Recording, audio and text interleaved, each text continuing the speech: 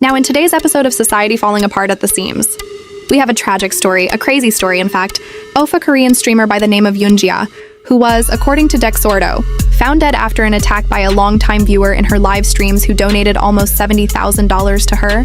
And I just got to say, this is why not all money is good money. And a lot of this money, especially in a lot of female streamers' chats donated by a lot of parally obsessed male viewers, can be very dangerous for the women receiving this money. Objectively, time and time again, we've seen guys just go way too far. They donate a whole bunch of money, assuming that that girl that is receiving the money that, they watch on a daily basis is now obligated to return the favor in some way, shape, or form. And I'm pretty sure you guys understand how predictable this story is, right? Guy donates a whole bunch of money. He's in love with her, watches her streams every day. Assume is that donating tens of thousands of dollars to her. Mind you, he's in serious debt. Apparently, in the story, this man lost his whole house just trying to donate money to this girl, and ultimately ended up taking her life because she did not reciprocate the feelings and emotional investment that I had for her. This is why not all money is good money. Anyway, Korean streamer murdered after arguing with VIP viewer who donated $70,000. Before we go into the story, I just want to say a VIP viewer in a Twitch chat or any other live streaming service is basically viewers who donate so much money that after ascertained point automatically or manually they get placed in some type of bracket or special group by the streamer to get acknowledged in the chat that, hey, this person right here chatting in our chat every day is basically a payee, acknowledge them. Honestly, if I ever got to that point, of which I never will, I'd be very embarrassed and shamed. Like, please don't put a little icon next to my name. Basically telling everybody in the chat that I'm basically a walking human ATM for you. And by the way, here's an image of the streamer.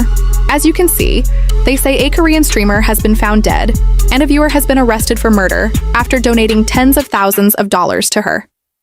Yoonji, a TikToker and live streamer with over 300,000 followers, was discovered on a mountainside in Muju County, North Gyeolla Province on September 11th. Her body showed signs of bruising and strangulation. So obviously this guy was very angry and very violent.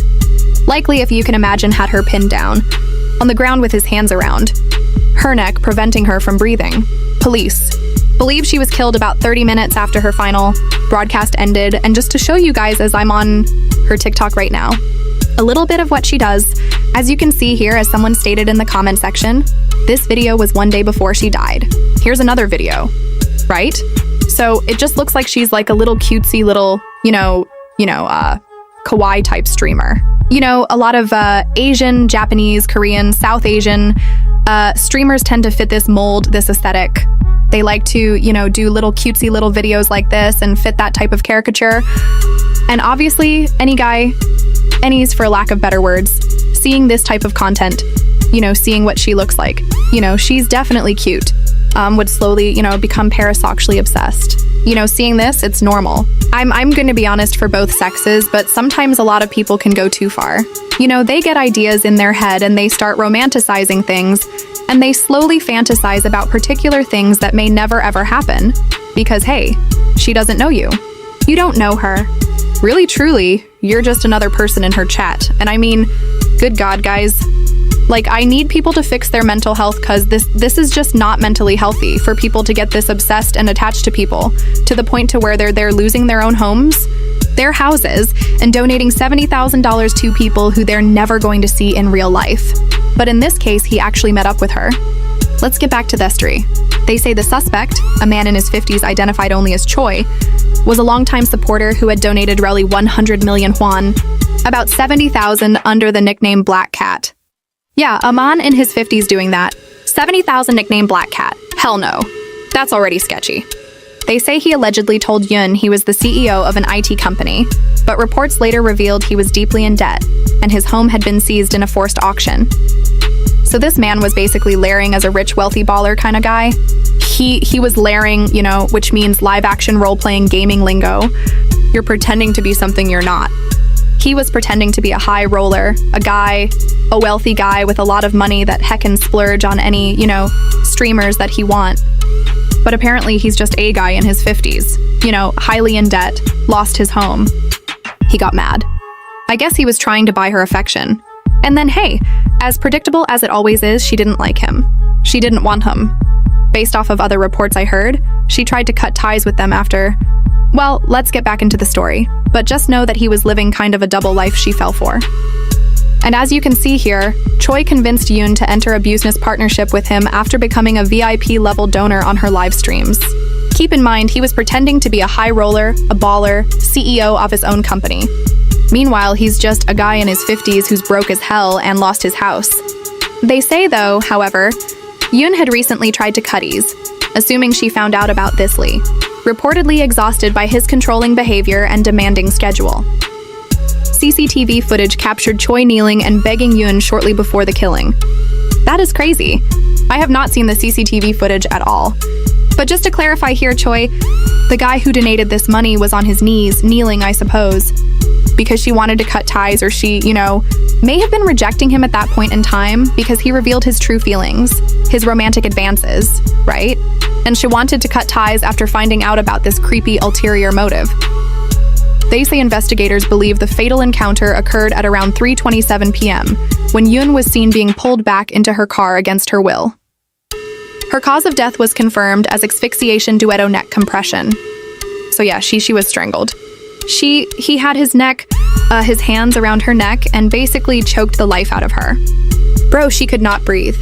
After the murder, Choi was seen carrying a suitcase and making multiple stops to throw police off his trail before abandoning Yoon's body on the mountainside. He was arrested 12 hours later. While he originally denied killing the streamer, he confessed after the authorities found the body. And a couple of photos I do want to show here is the mountainside of which her body was found in the suitcase. So clearly this guy drove, into the country to abandon the body, but he was captured on CCTV. He didn't, he was too emotional to kind of plan this out. This was, I suppose, in the heat of Themament, a crime of fashion.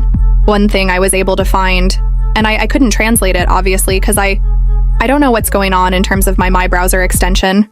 But now, ladies and gentlemen, one thing I was able to find was a video from a Korean media outlet where apparently they're coming out with a documentary surrounding how this woman died, that says the death of an influencer and Ju Pablo's pigeons, right? And in this little snippet, I was able to see some footage blurred, of course. I guess there was some kind of investigation in Korea. And as you can see here, let me pause. This is the suitcase that was found, right? With her body found inside of it on the side of the mountain. And here, as you can see, is the footage, right, of apparently this guy kneeling in front of her before he killed her. Now, for obvious reasons, because they want to kind of hype up their documentary, they're not going to really show the clear image, right? But it's just crazy to me, bro, that this actually happened. And now people are saying, who is the VIP killer? I'm not sure if their style of still hiding his identity, like his face. Here we have another Korean comment saying, "We pray," and I'm using a browser extension, by the way. We pray for their pose of the deceased soul. Somebody said, "This is what happens when you like free stuff. Let's live rights." Another person said, "I should have stopped my daughter from using SNS. I feel like I'm the victim, but it's apparent I should have stopped her from I don't know what that means." Guys, this translation isn't perfect. I'm using a browser extension. Apologies. But ladies, I just gotta say, please be careful about the money you're accepting from particular people online. Like, these people are in real life. And if they're in your proximity, they may have feelings, very strong obsessive feelings towards you of which you don't reciprocate. And if you don't reciprocate, they may have something in their mind where they want to kill you. Bro, I literally talked about this in my other video about this guy. I forgot his name, from New Jersey, the 17-year-old, right? Got rejected, ran this girl over along with her best friend on an e-bike. I mean, it's crazy. Ladies and gentlemen, though, let me know your thoughts and opinions down below about this. What do you think about this situation?